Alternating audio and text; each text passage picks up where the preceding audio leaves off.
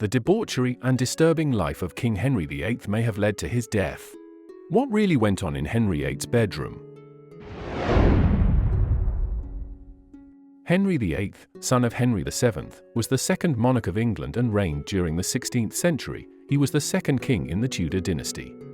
Henry married 6 women and had multiple mistresses, though he played a significant role in the English Reformation, instigating the Church of England's break from Rome in 1532 in order to marry his second wife, Anne Boleyn. The Tudor king is largely remembered as a bully who executed his opponents, oversaw the destruction of religious buildings and works of art, and killed off 2 of his 6 wives. The monarch's chaotic love life led to an unstable succession, foreign policy changes, and a break with Rome. Sex was strictly frowned upon in the early years of King Henry VIII's reign, unless you followed certain rules. In fact, there were so many rules regarding when and how often you could have sex in Tudor England, it's a wonder anyone was able to have any fun at all. King Henry VIII ruled England for 36 years, 1509 to 1547, presiding over the beginnings of the English Renaissance and Protestant Reformation. But it's the monarch's tumultuous romantic life, rather than his politics, that have kept him in the spotlight. The monarch's desperate quest for political unification and a healthy male heir drove him to annul 2 marriages and have 2 wives beheaded. His chaotic love life caused an unstable succession, foreign policy implications, and even led to the break with the Church of Rome. Henry took the throne in 1509, at age 17. 6 weeks later, he married Catherine of Aragon, daughter of King Ferdinand and Queen Isabella of Spain, and the widow of his elder brother, Arthur. From the moment young Henry took his nuptials, he obsessed over continuing the Tudor line. Of multiple pregnancies and several births, the only child to survive was Henry and Catherine's daughter, Mary, born in February 1516. Catherine remained at Henry's side for 23 years and is even thought to be the only woman the king ever truly loved. Henry viewed her as a model wife in every respect bar one, her failure to give him a son. Frustrated at the lack of a male heir, Henry's eyes wandered. He had a brief extramarital affair with Elizabeth's Bessie Blount, one of Catherine's ladies-in-waiting. In 1519, Bessie was taken in secret to the Essex countryside where she gave birth to Henry Fitzroy, Henry's only acknowledged illegitimate child.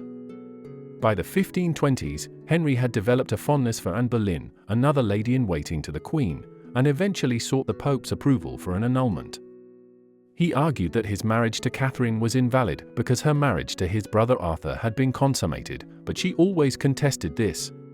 When the Pope refused Henry's request, the king divorced Catherine against the will of the Roman Catholic Church and established the Church of England, ushering in the Reformation. Catherine died at Kimbolton Castle, as a princess not a queen, on January 7, 1536. Even after the newly formed Church of England granted Henry VIII his annulment, Catherine of Aragon remained faithful to her former spouse, in part to secure the interests of their daughter, the future Mary I. In her final letter to the now remarried Henry, the dying Catherine wrote, "Lastly, I make this vow, that mine eyes desire you above all things. Farewell." Following the January 1536 news of Catherine's death, Henry and his new queen, Anne Boleyn, appeared publicly in all-yellow attire. Although some historians argue that yellow may have been a color of mourning in the Spanish court of Catherine's birth, it seems likely that the royal couple were relieved at Catherine's death and enjoyed the color's more cheerful overtones. Anne Boleyn was the second wife of King Henry VIII of England and mother of Queen Elizabeth I.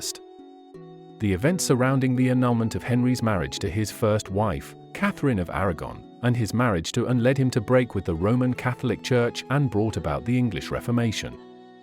Anne's father was Sir Thomas Boleyn, later Earl of Wiltshire and Ormond. After spending part of her childhood in France, she returned to England in 1522 and lived at Henry's court and drew many admirers. A desired marriage with Lord Henry Percy was prevented on Henry's order by Cardinal Wolsey, and at some undetermined point the king himself fell in love with her. About January 25, 1533, Henry and Anne were secretly married. The union was made public on Easter of that year, and on May 23 Henry had the Archbishop of Canterbury, Thomas Cranmer, pronounce the marriage to Catherine null and void. in September and gave birth to a daughter, the future Queen Elizabeth I. Anne's arrogant behavior soon made her unpopular at court. Although Henry lost interest in her and began liaisons with other women, the birth of a son might have saved the marriage. Anne had a miscarriage in 1534, and in January 1536 she gave birth to a stillborn male child. On May 2, 1536, Henry had her committed to the Tower of London on a charge of adultery with various men and even incest with her own brother. She was tried by a court of peers, unanimously convicted, and beheaded on May 19. On May 30, Henry married Jane Seymour. That Anne was guilty as charged is unlikely. She was the apparent victim of a temporary court faction supported by Thomas Cromwell.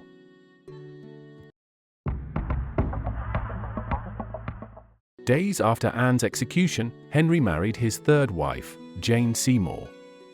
Jane had served as a lady-in-waiting to both Catherine of Aragon and Anne Boleyn. Anne Boleyn's and Jane Seymour's mothers were first cousins, who shared the same grandmother, and were raised together for a time. Anne did not stand meekly aside when Henry's interest in Jane became apparent. We know from sources that the pair came to blows on more than one occasion at court, says Norton. On October 12, 1537, Jane gave birth to Edward VI and died from complications of the birth several weeks later. At the wishes of the king, Jane is buried at St. George's Chapel alongside him. Henry stayed a bachelor for 2 years, until his chief minister suggested that he seek a European alliance and marry one of the sisters, Anne Amelia, of Germany's Duke of Cleves. Henry requested the women's portraits and found Anne to be the more flattering of the two. On January 1, 1540, Anne arrived in England to meet her fiancé for the first time. 5 days later the wedding took place. Henry was keenly disappointed, and being less attractive than he had been led to expect, and he soon came to resent her lack of sophistication and her limited command of the English language. When the alliance between the Catholic powers failed to materialize, the marriage became a political embarrassment and was annulled by an Anglican convocation, July 9, 1540. Anne acquiesced and was rewarded with a large income, on the condition that she remain in England. She lived at Richmond or Bletchingley, with occasional visits to court, until her death.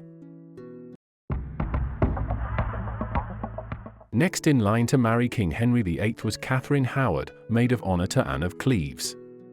By the time they married in July 1540, Henry was 49 years old, while Catherine a young woman. Her exact birth date remains uncertain. No longer a young man, Henry had become corpulent, and an old jousting wound in his leg had opened and caused him much pain. Catherine was accused of treason for failing to disclose her sexual history prior to her marriage with Henry, and for illicitly meeting with another man during the marriage. Just months after being stripped of her title of queen, Henry had Catherine beheaded in February 1542. The last of Henry VIII's wives was Catherine Parr, who he married in July 1543. She proved to be a kind wife who looked after Henry in his sickness, and a good stepmother to the king's 3 children, Mary, Elizabeth, and Edward. Catherine had many ties to the royal family from a young age. She was named after Catherine of Aragon, and the Parr family were close to the original royal couple. Her friendship with Mary, Henry's daughter, was how she eventually met Henry. She is descended from King Edward III. All of Henry's wives were descended in some way from the Plantagenets. Catherine's evangelical zeal for Protestantism made her many enemies in Henry's court who tried to turn the king against her. However, she convinced Henry she was loyal to him. Henry trusted her so much that in the event of his death, he named her Queen Regent.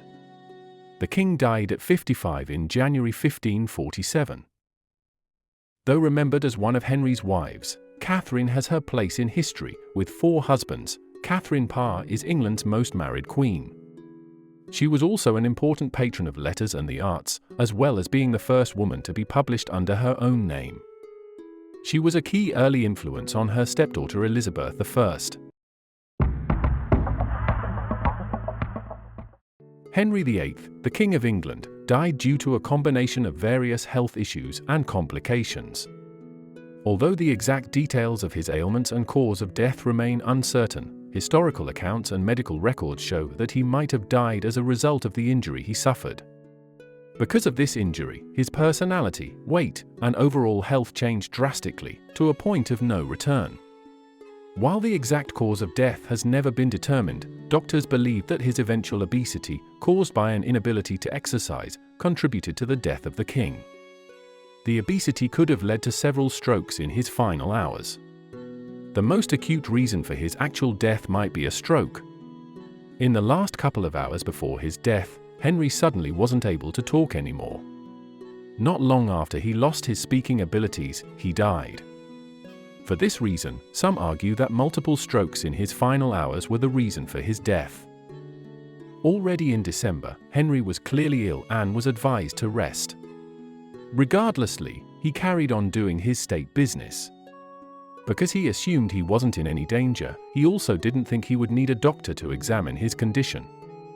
A pre-existing condition that might have caused the potential strokes at the end of his life was therefore never found.